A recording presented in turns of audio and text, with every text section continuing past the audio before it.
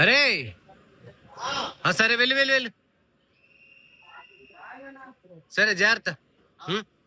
అమ్మని జాగ్రత్త చూసుకో, మా చెల్లిని జాగ్రత్త చూసుకో. బాయ్. సరే. వీడేనండి నా ప్రాణ స్నేహితుడు. నేను ఎప్పుడు కాకినాడ వచ్చినా కూడా నాతోటే ఉంటాడు. నేను వచ్చి వెళ్లే వరకు కూడా ఎక్కడికి వెళ్ళడు. నేను 2 వారాలైంది వచ్చి.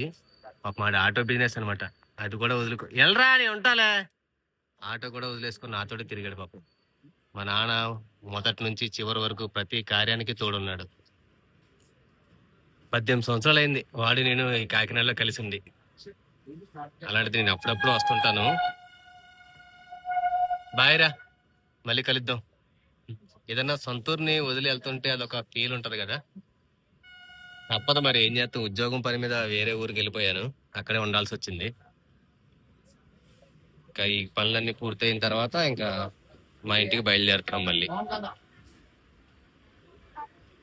జాను, కాకినాడ బాయ్ చెప్పండి. మళ్ళీ వస్తాం. ఇది మా ఊరే, మాది ఈ ఊరే.